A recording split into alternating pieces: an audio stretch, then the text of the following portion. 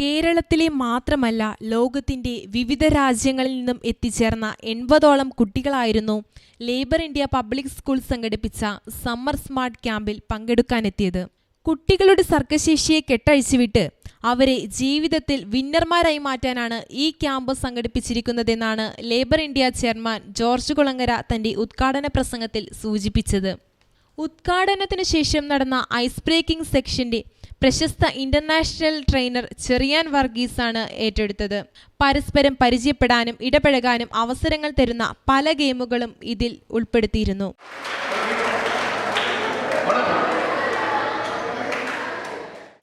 രണ്ടാം ദിവസം രാവിലെ 6:30 ഞങ്ങൾ സ്കൂളിൽ എത്തിച്ചേർന്നു. ബേബി ജോസഫ് സാർ നയിച്ച സൂപ്പർ ബ്രെയിൻ യോഗ മെഡിറ്റേഷൻ എക്സസൈസുകൾ ഞങ്ങൾക്ക് ഏകാഗ്രത, മനസ്സിനെ നിയന്ത്രിക്കാനുള്ള ശേഷി ഇവ നൽകുകയുണ്ടായി. മെമ്മറി ടെക്നിക്കിന്റെ രഹസ്യങ്ങൾ ചുരുളഴിച്ചു തന്ന ഒരു ക്ലാസ് ആയിരുന്നു ശ്രീ മോൻസി വർഗീസ് സാർ നയിച്ചത്. തുടർന്ന് ശ്രീ ജിജി ജോസഫ് സാറിന്റെ നേതൃത്വത്തിൽ നടന്ന പബ്ലിക് സ്പീക്കിംഗ് ക്ലാസ് വളരെ മികച്ചതായിരുന്നു. നാടൻ കലാ അക്കാദമിയുടെ മുൻ chairman Shri CJ Kuttappan sir നയിച്ച നാടൻ പാട്ടുകൾ ഞങ്ങളെ ആകെ ഇളക്കി മറിച്ചു.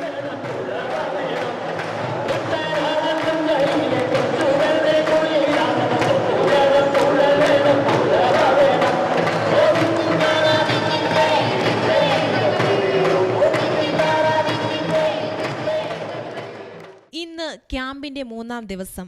പാലക്കാട് ലീഡ് അക്കാദമിയുടെ നേതൃത്വത്തിൽ നടന്ന OBT സെക്ഷൻ ജീവിതത്തിലെ ഏതു പ്രതിസന്ധിയും നേരിടാൻ കഴിവും പ്രാപ്തിയും ഉളവാക്കുന്നതായിരുന്നു. Trust walk, pipe and ball, spider net, high tension,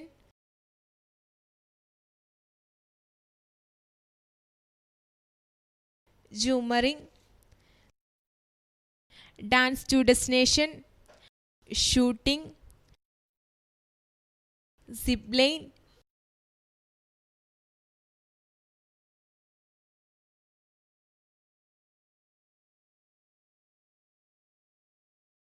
machine impossible, glass walking,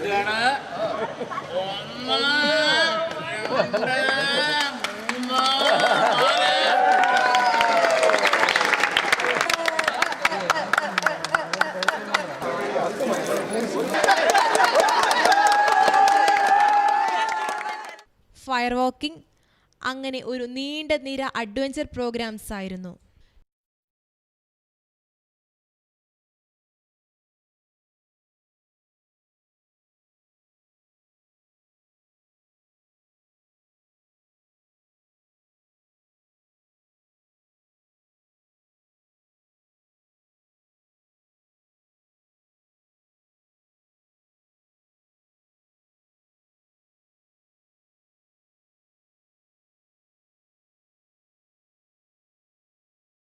ക്യാമ്പിന്റെ 4-ാം ദിവസം ഞങ്ങളുടെ ക്യാമ്പ് വാഗമണ്ണിലായിരുന്നു.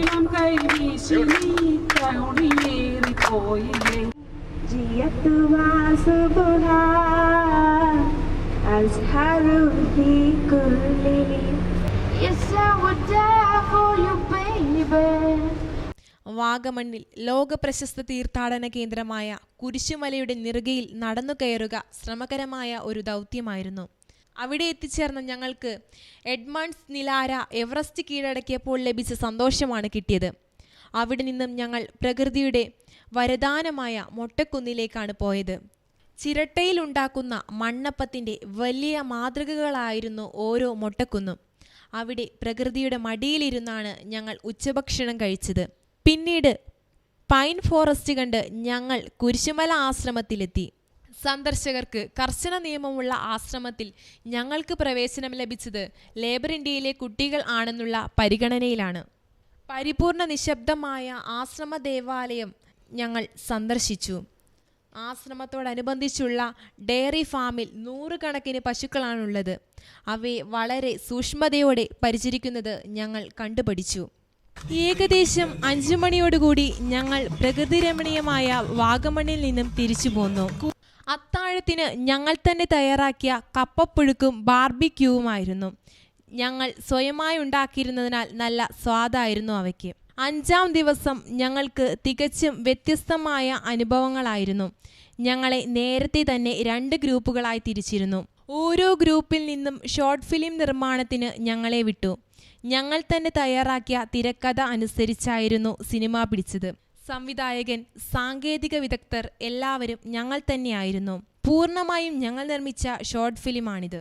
ഫാസ്റ്റ് ഫുഡ് സംസ്കാരത്തിൻ്റെ ഉപഭോക്താക്കളായ പുത്തൻ തലമുറയ്ക്ക് ആരോഗ്യകരമായ ഭക്ഷണത്തെ പരിചയപ്പെടുത്തി കൊടുക്കാനാണ് ചക്കപ്പുഴുക്ക് ഞങ്ങൾ തന്നെ തയ്യാറാക്കണമെന്ന് ജോർജ് സാർ പറഞ്ഞത്. പഴുത്തു വീണ് നശിച്ചു പോകുന്ന പോഷകസമൃദ്ധമായ ചക്ക പാഴാക്കി കളയരുതെന്നു കൂടിയുള്ള സന്ദേശമായിരുന്നു ഇതിൽ നിന്ന് ഞങ്ങൾക്ക് ലഭിച്ചത്. പ്ലാവിൽ കയറി ചക്കയിട്ടതു മുതൽ വെട്ടിയൊരുക്കി പാചകം ചെയ്തതുവരെ ഞങ്ങൾ തന്നെയായിരുന്നു. തുടർന്ന് നടന്ന ക്യാമ്പ് ഫയർ വളരെ രസകരമായിരുന്നു.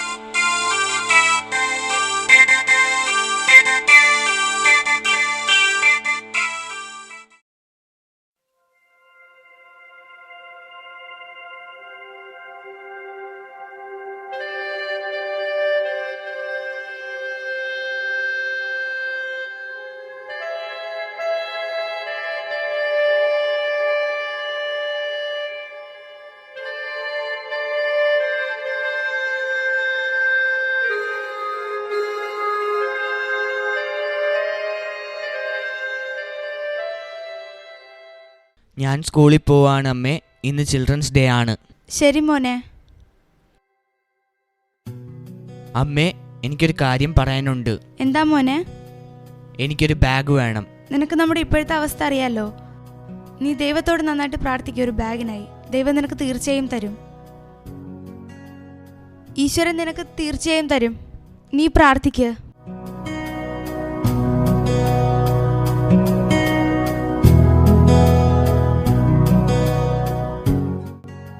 അയ്യോ അമ്മ, അവൻ പോയോ? അവൻ പോയല്ലോ. അവൻ അവന്റെ കുപ്പി എടുക്കാൻ മറന്നായിരുന്നു കേട്ടോ.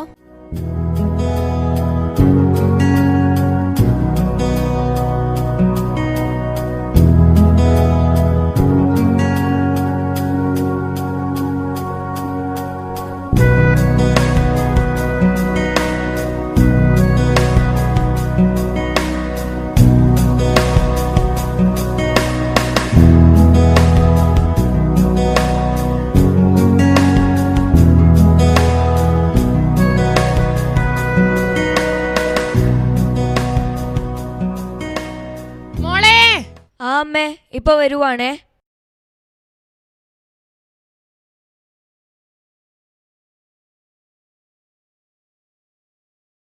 അപ്പാ, എനിക്കൊരു കാര്യം പറയാനുണ്ട്. എന്താ കാര്യം? സീരിയസാ. എന്താ കാര്യം? പറയടാ. എനിക്കൊരു ബൈക്ക് വേണം. ബൈക്കോ? അച്ഛാ, എനിക്കത് വേണം. നീ ഇപ്പൊ +2 ആയിട്ടുള്ളൂ. അച്ഛാ, എനിക്കത് വേണം. ശരി, നോക്കാം. ആ ശരി.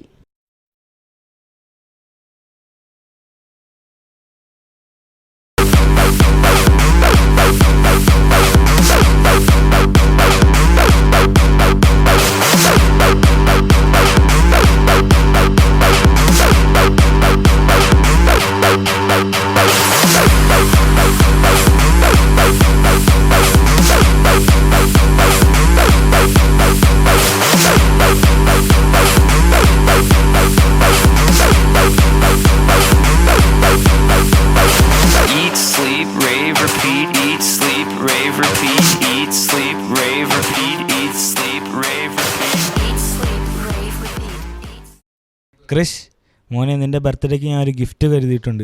Happy birthday.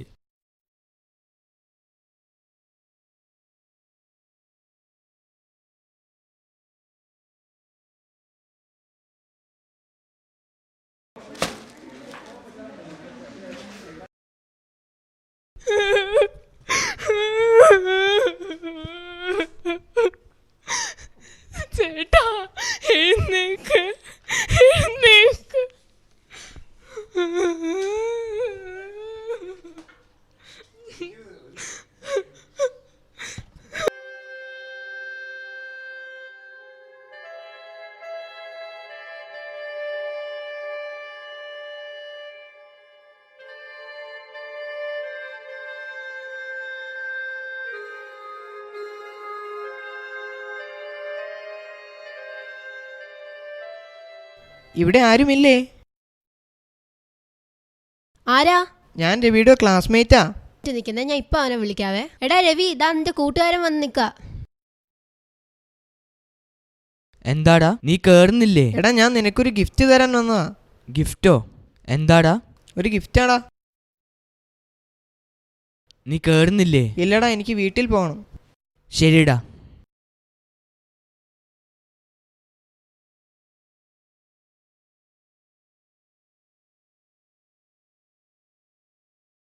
അമ്മേ, ദേ നോക്കിയേ, കൃഷി തന്ന സമ്മാനം. എന്തുവാ മോനെ ഇത്? ദേ നോക്ക്.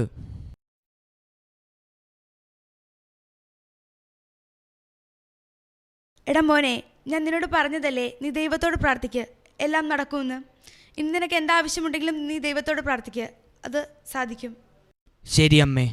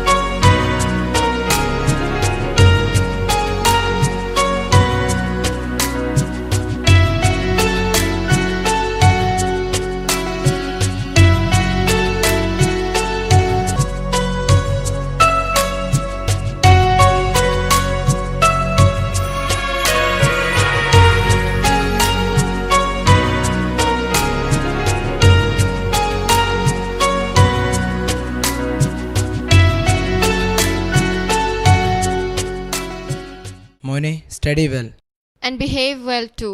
എന്തെങ്കിലും പ്രോബ്ലം ഉണ്ടെങ്കിൽ call me. No electronic gadgets are allowed in the campus. Does this include mobile phone? Yeah, of course. What the hell? You have to adjust with life.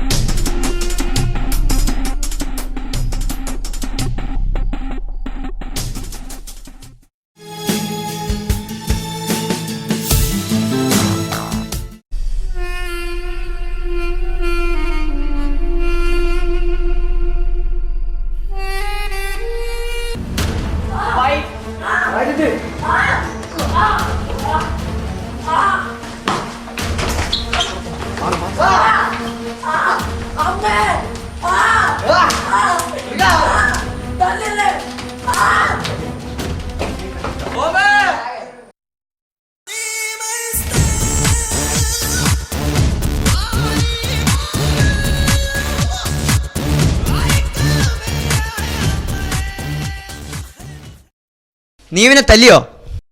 എന്താടാ പറ്റൂലേ? നീ ധാരാവിന്ന് കേട്ടിട്ടുണ്ടോന്ന്?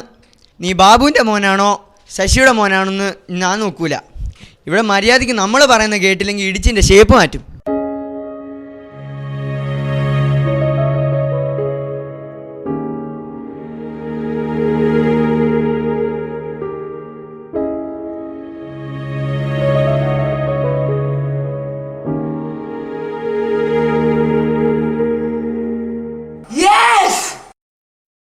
Dear respected teachers and my dear students, ഇന്ന് നമ്മളുടെ annual summer coaching ക്യാമ്പിൻ്റെ ഉദ്ഘാടനം നിർവഹിച്ചിരിക്കുകയാണ്.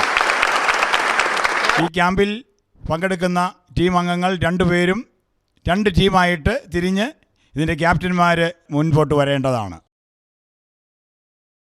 ചേച്ചി ഇതാണ് റോയ്, നമ്മുടെ പുതിയ ഗ്രൂപ്പിൽ വന്നതാണ്.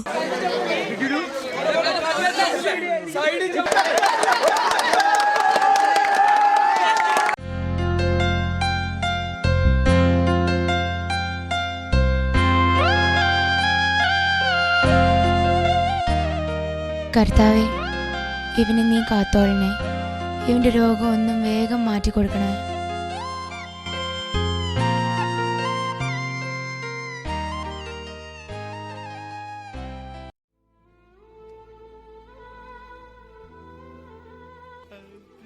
ആരാ? മനസ്സിലായില്ല. മോൻ എന്താ രോഗം? മോൻ ആക്സിഡന്റ് പറ്റിയിട്ടുണ്ടായതാ. ഓ അങ്ങനെയാണോ? എത്ര വർഷമായി? ഡോക്ടേഴ്സ് എന്താ പറഞ്ഞത്?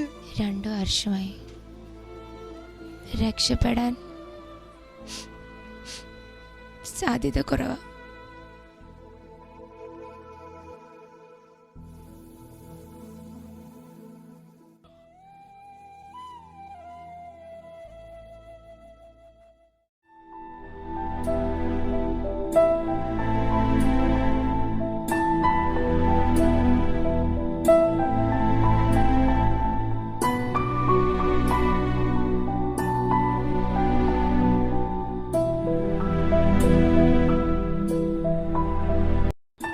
You have changed.